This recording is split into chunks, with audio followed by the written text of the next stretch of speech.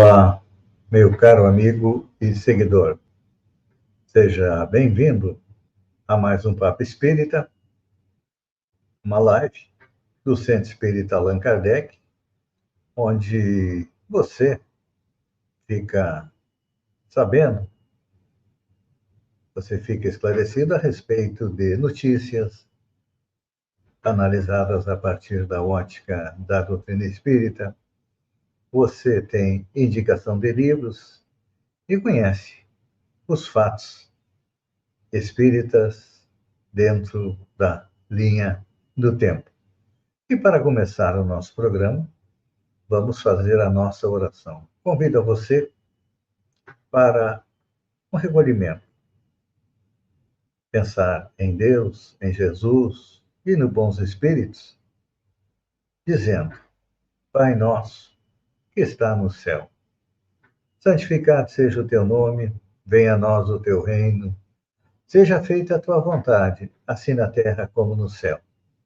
O pão de cada dia nos dá hoje, o pão do corpo, mas principalmente o pão do espírito. Perdoa nossas dívidas à medida em que perdoamos aqueles que nos devem e não nos deixa cair na tentação, mas livra-nos do mal, que assim seja. E então, fortalecidos pela prece, vamos à análise da notícia do nosso Papo Espírita de hoje. O título é interessante. Homem é velado em bar que frequentava com amigos no Ceará. O frequentador de um bar em Canoa Quebrada, praia famosa do Ceará, faleceu há 2 semanas e teve o pedido atendido pelos amigos. Gerhard Tosauer, conhecido como Geraldo Alemão, disse aos amigos que queria ser velado no bar em que ele sempre frequentou. O homem era alemão e estava no Brasil desde 2006, quando conheceu o bar e se apaixonou pelo local. O alemão faleceu de câncer no último dia 12 de março, e no seu velório, além de amigos, teve muita música e muita cerveja. Os frequentadores disseram que Geraldo sempre foi uma pessoa mais animada no bar, e que, além de frequentador, era um agitador que promovia brincadeiras e reuniões especiais. Uma notícia um tanto interessante, né? Porque normalmente as pessoas são veladas nas capelas mortuárias, aqui na nossa região, nos salões das comunidades, enfim. Ser velado num bar é algo realmente inusitado. Nós vamos analisar o fato do retorno à vida espiritual. No Livro dos Espíritos, Allan Kardec questiona a respeito da vida e da morte. Na pergunta número 68, ele indaga aos espíritos sobre qual a causa da morte nos seres orgânicos. E a resposta dos espíritos é concisa: o esgotamento dos órgãos. Isto é a causa da morte. Mas Kardec ainda pergunta um pouco mais, ainda na 68, e questiona: poder-se-ia comparar a morte à cessação do movimento de uma máquina desorganizada? Olhem só que pergunta interessante. Poder-se-ia comparar a morte à cessação do movimento da máquina desorganizada? A resposta dos espíritos é sim. Se a máquina está mal montada, cessa o movimento. Se o corpo está enfermo, a vida se extingue. E na pergunta seguinte, na 69, segue Allan Kardec. Por que é que uma lesão no coração, antes que outros órgãos, causa a morte? A resposta dos espíritos é que o coração é a máquina da vida, não é, porém, o único órgão cuja lesão ocasiona a morte. Ele não passa de uma das peças essenciais, porque a gente sabe que o coração é que bombeia o sangue que circula por todo o nosso organismo. E Kardec pergunta um pouco mais. Kardec era extremamente curioso e ia didaticamente fazendo uma pergunta atrás da outra. Para quê? Para que nós, quando lêssemos o Livro dos Espíritos, tivéssemos a compreensão mais clara do assunto abordado. E na 70, ele pergunta: que é feito da matéria e do princípio vital dos seres orgânicos, quando esses morrem? Olha só, que pergunta interessante. O que é feito da matéria e do princípio vital dos seres orgânicos quando estes morrem? A matéria inerte se descompõe, é a resposta dos espíritos, e vai formar novos organismos. O princípio vital volta à massa de onde saiu. A respeito da matéria inerte que se decompõe e vai formar outros organismos, é interessante essa resposta dos espíritos, porque ele nos esclarece a respeito da impossibilidade da ressurreição do corpo. Alguns segmentos, algumas pessoas acreditam que as pessoas vão ressuscitar lá no final dos tempos. Se a gente pergunta, para ele ressuscitar, vai ter que encontrar matéria aonde? Porque os átomos, as moléculas que o formavam, formaram outros seres e até, quem sabe, outras pessoas. Então, a ressurreição da carne é uma hipótese extremamente improvável, ou seja, não é realizável. E o princípio vital?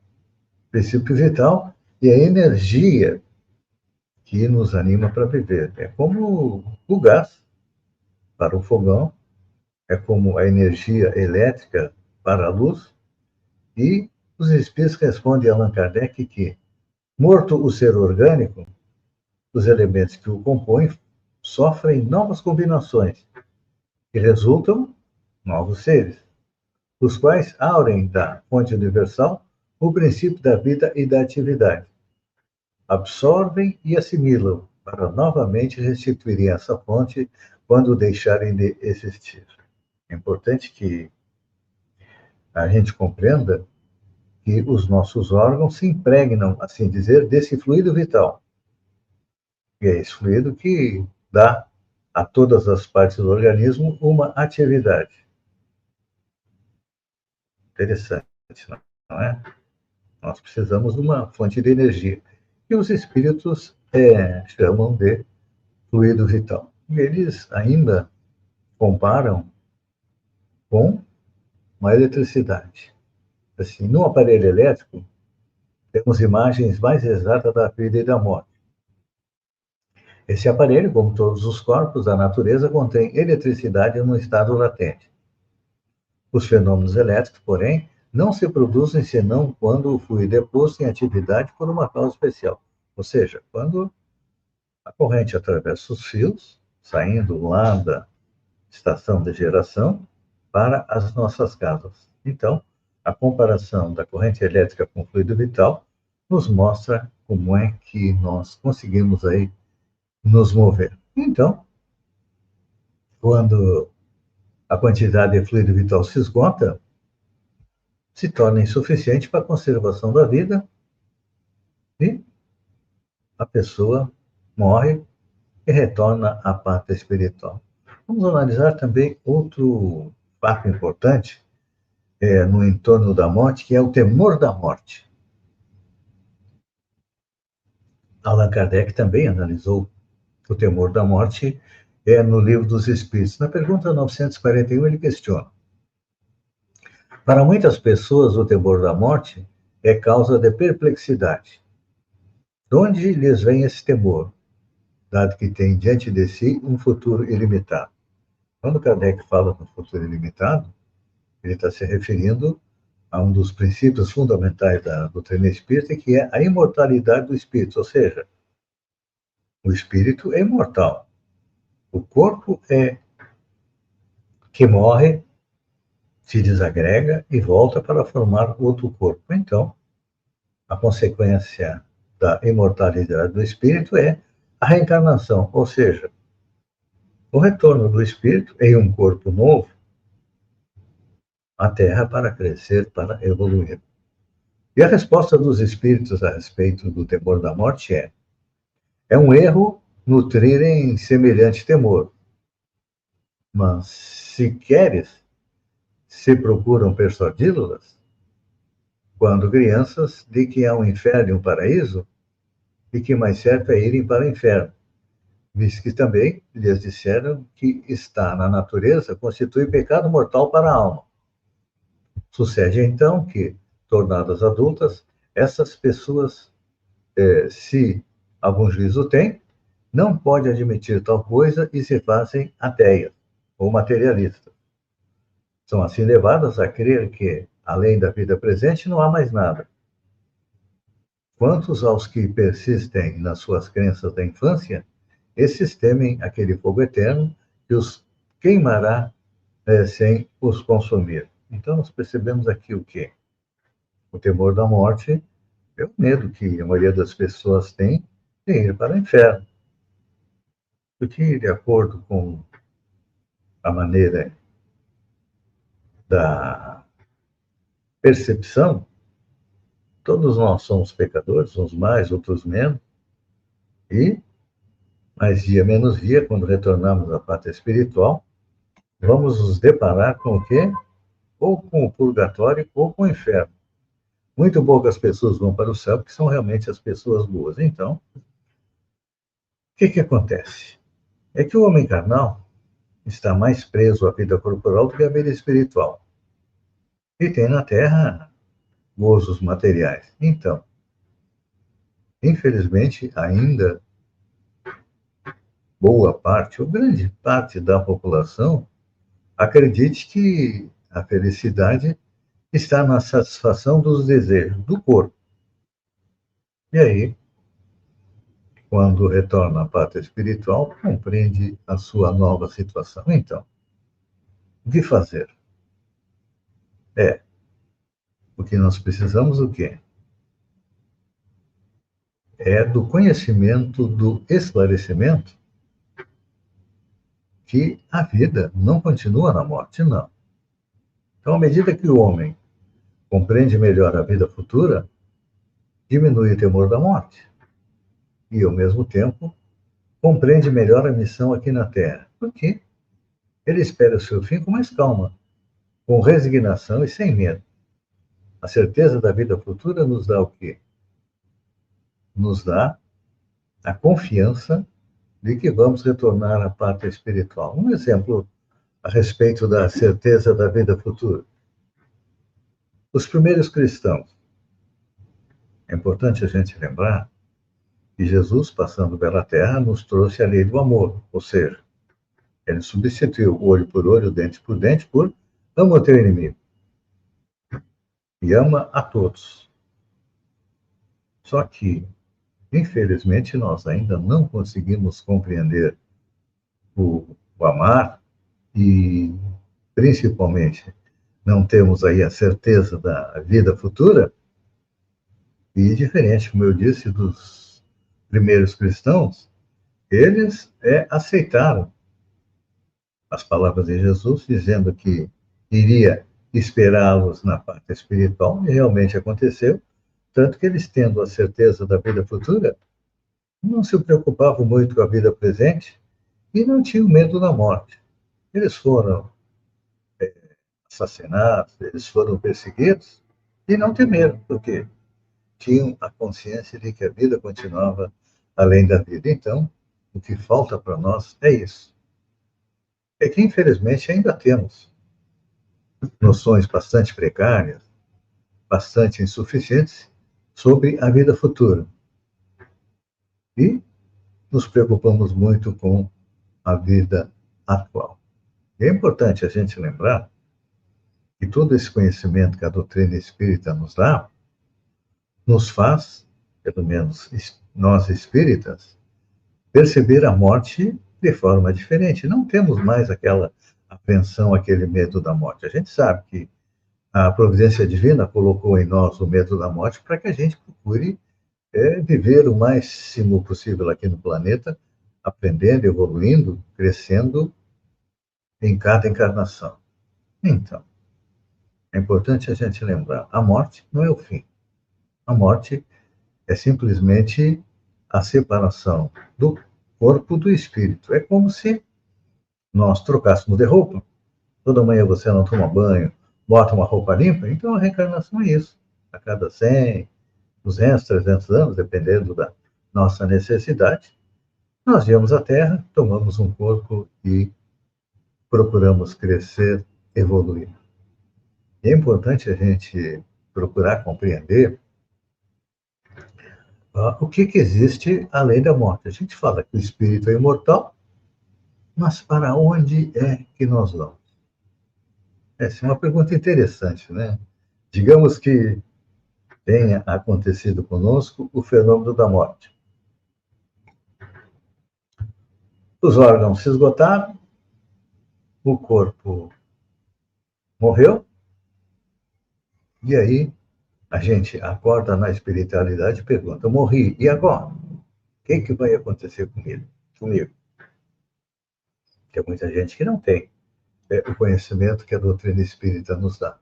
Mas é importante lembrar que a vida futura já foi provada e é objeto de aceitação por boa parte de todas as religiões dignas desse nome. O culto dos mortos, as orações para aqueles que partiram, são demonstrações reais de que não acreditam no final da existência e sim uma mudança depois. Mesmo os pagãos admitiam a existência do Olimpo, do Tártaro, para onde iam após a morte, segundo o proceder das pessoas.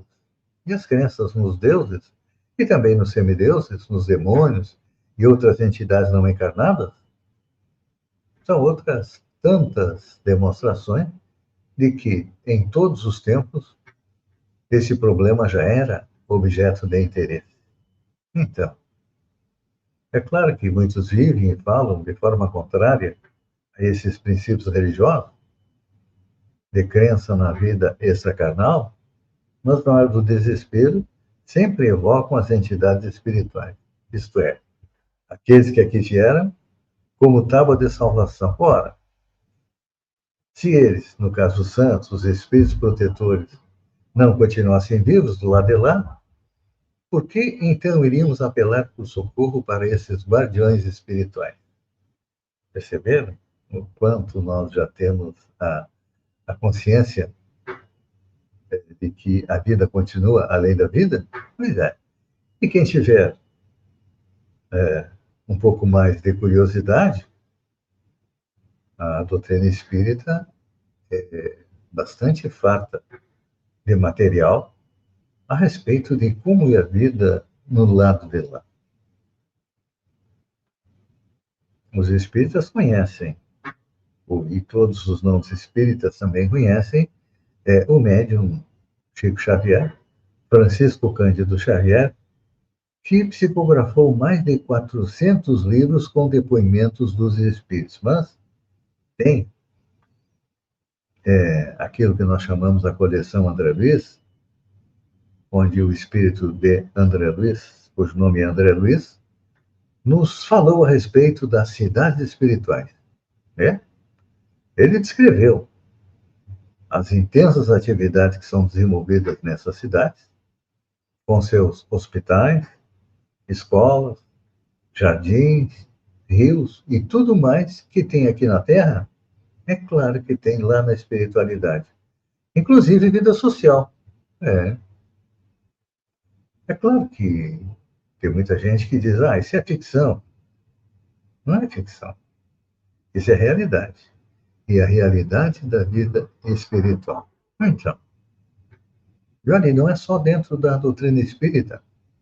Temos também fora da doutrina espírita livros que nos esclarecem a respeito da vida além da vida. Por exemplo, falamos em vida além da vida, temos o livro Life After Life, ou seja, Vida Depois da Vida, do Dr. Haim A. Mod, pesquisador não espírita, um best-seller nos Estados Unidos e também no mundo todo, que nos fala dessas experiências inusitadas de espíritos que passaram pela experiência do quase-morte, a EQM, foram até a pátria espiritual, mas ainda não estava na hora deles morrerem, desencarnaram, eles voltaram, e o Dr. Hammond Mod coletou seus depoimentos está nesses livros.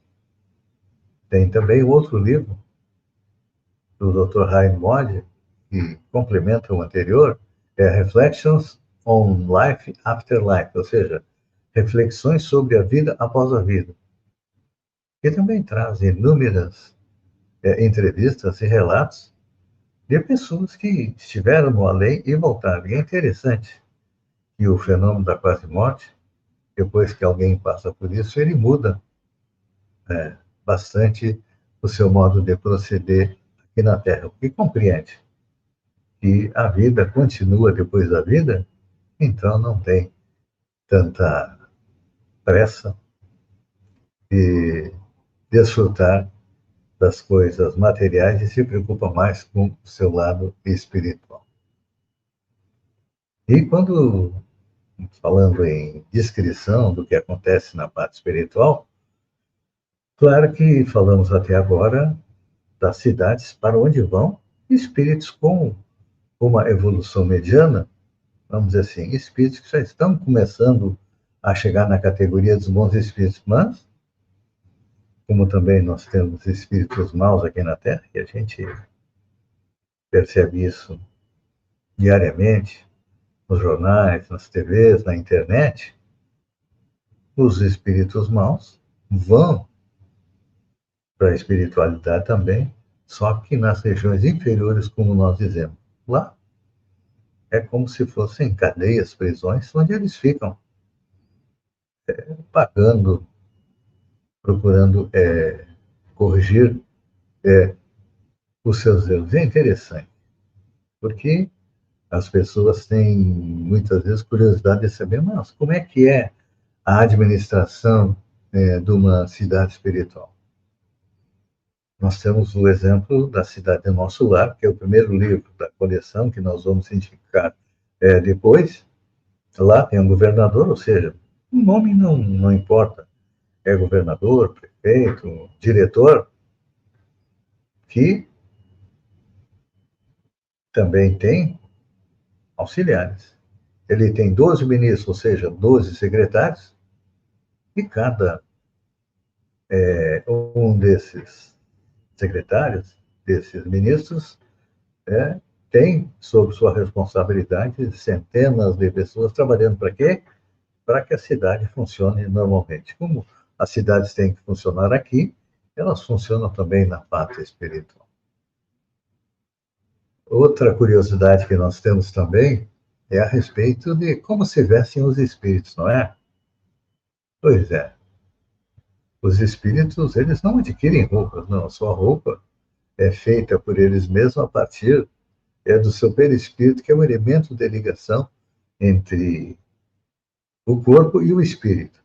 Existe um elemento energético que faz essa ligação, que o espírito, vamos dizer assim, é uma energia extremamente tênue, e o corpo é uma energia condensada. Então, precisa de um elemento de ligação, e esse elemento nós chamamos de perispírito. Então, a vestimenta que nós usamos na espiritualidade são as modificações do nosso perispírito. Não precisa, na espiritualidade, a gente está preocupado em ir adquirir esta, aquela ou aquela outra roupa, porque a nossa mente vai comandar a confecção das roupas no nosso perispírito. Tem livros que tratam bastante a respeito disso. Tem um livro que não é espírita, A Vida Além do Véu, de G. Vale Owen, que descreve como é que é o vestimenta no plano espiritual.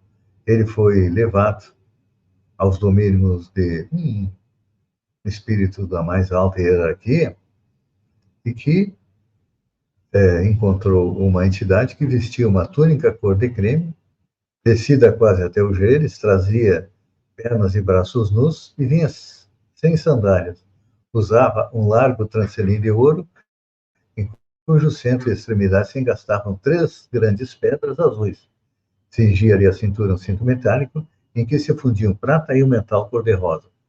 Essas características demonstravam sua alta categoria, ou seja, espírito da mais alta envergadura, pode construir roupas melhores. Nós vamos ter que fazer um macacão, no máximo, uma calça e uma camisa.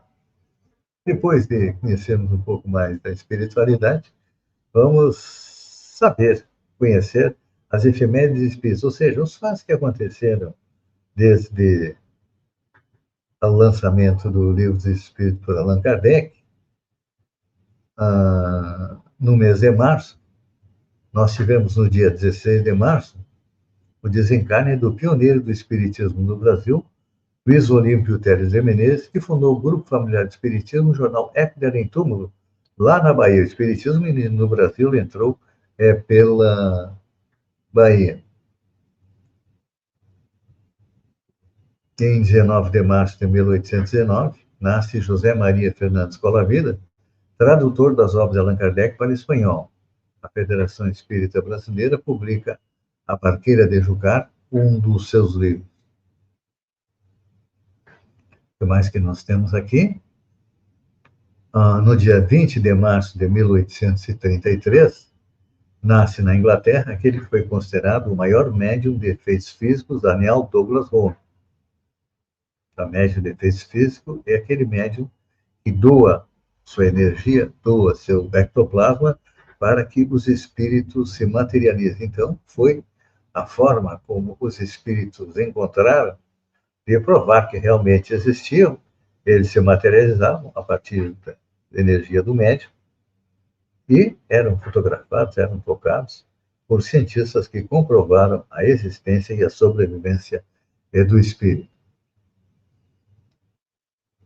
No dia 21 de março de 1945, desencarna Frederico Augusto Silva, um dos fundadores da Federação Espírita do Rio Grande do Sul, vizinha nossa aqui. E, finalmente, no dia 22 de março de 1882, é publicado pela primeira vez, na língua portuguesa, o livro A Gênese de Allan Kardec. A Gênese foi o quinto livro publicado pelo codificador, que trata da parte científica, assim como também o Livro dos Médiuns. O Livro dos Médiuns trata da parte científica e da comunicação com os espíritos. A Gênese é a explicação de Allan Kardec da ciência, da criação dos mundos, e, na sua segunda parte, tem uma análise dos milagres do Cristo, que não foram milagres. É que Jesus era um espírito da mais alta envergadura, um espírito puro, então tinha conhecimento, tinha uma ciência e um poder muito maior do que nós, poderia fazer curas. E vamos agora à recomendação de livro. Já que estamos falando a respeito do fenômeno da morte, tem um livro que eu recomendo, foi psicografado pela médium Vera Lúcia Marizek de Mello, com explicações do espírito Antônio Carlos. E lá ela coloca assim: muitas vezes já desencarnei, e em todas indagava-me ao ter consciência de que mudara de plano. O que será de mim? Tive medo, a maioria das minhas desencarnações, ao me defrontar com essa situação. A resposta somente foi tranquila quando tive boas ações me acompanhando. Morri, desencarnei. Aqui nós vemos algo interessante, né? O que nos acompanha além da morte? Não é o dinheiro, não é a fortuna, não é a cultura, não. São as boas ações, ou seja, o quanto nós crescemos em virtudes, em qualidades. E o quanto também nós diminuímos também de vícios e defeitos. Então, essa é a nossa bagagem para a rota espiritual. E outro livro que eu recomendo também é o livro Depois da Morte, de Leon Denis. Em um primeiro exame, uma comparação superficial das crenças e das superstições do passado conduz inevitavelmente à dúvida, mas, levantando-se o véu exterior, brilhante que ocultava às massas os grandes mistérios, nós podemos compreender que em todas as nações, em todo o tempo, havia o conhecimento dos princípios da doutrina espírita e também havia o conhecimento da vida após a morte. Só que esse conhecimento ficava circunscrito nos tempos, por exemplo. Então, Leon Denis vai nos falar a respeito da morte na Índia, no Egito, na Grécia, na Gália, traz também uma análise do cristianismo e que foi contemporâneo também à doutrina espírita, o materialismo e o positivismo. E, finalmente, Allan Kardec, não, Leon Denis analisa a crise moral que existia e ainda existe na humanidade. É importante lembrar que os livros de Leon Denis foram lançados logo após, ainda no século XIX, e são extremamente atuais. E, finalmente, a nossa recomendação é que procure ler aquilo que nós chamamos a coleção Nosso Lar, que fala a respeito da vida no mundo espiritual. É psicografia do Chico Xavier, e o espírito é André Luiz. Então, o primeiro livro é o Nosso Lar, que já foi tema de um filme, mostrando como é que é uma cidade na espiritualidade. O segundo livro da coleção A Vida no Mundo Espiritual é Os Mensageiros, filme que foi lançado neste ano ainda, está fazendo grande sucesso, mostrando como é que é o trabalho dos bons espíritos na espiritualidade, tentando nos ajudar. E depois temos mais 10 obras para ler. A terceira obra é Missionários da Luz, a quarta é Obreiros da Vida Eterna, a quinta é No Mundo Maior, a sexta, Libertação, a sétima, Entre a Terra e o Céu, a oitava é Nos Domínios da Mediunidade, a nona é Ação e Reação, a 10ª, Evolução em Dois Mundos, a 11ª, Mecanismo da Mediunidade, a 12ª é Sexo e Destino, e, finalmente, a última é A Vida Continua. Pois é. É uma literatura bastante... É interessante, é importante que a gente leia, porque quando a gente vai fazer uma viagem, a gente sempre procura conhecer os países, os lugares para onde vamos visitar. E o retorno à pátria espiritual não deixa de ser uma viagem, só que uma viagem de retorno ao local de onde nós saímos e ainda não lembramos de como é que é. Então, é importante a gente conhecer o mundo espiritual e se preparar para retornar, levando na bagagem o quê? Como eu disse, as boas ações. Amigo e seguidor, eu agradeço a você por ter estado comigo durante esses minutos e convido você para o nosso próximo Papo Espírita. Mas antes, encerrando, vamos fazer a nossa oração. Agora, agradecer pela oportunidade, pela possibilidade de estarmos juntos aqui, procurando compreender um pouco mais o fenômeno da morte, o que existe após a morte. E então nós dizemos: Pai nosso, que está no céu, santificado seja o teu nome, venha a nós o teu reino, seja feita a tua vontade, assim na terra como no céu. O pão de cada dia nos dá hoje, o pão do corpo, mas principalmente o pão do espírito. Perdoa nossas dívidas à medida que perdoamos aqueles que nos devem, e não nos deixa cair em tentação, mas livra-nos do mal. Um beijo no coração e até o próximo Papo Espírita. Então.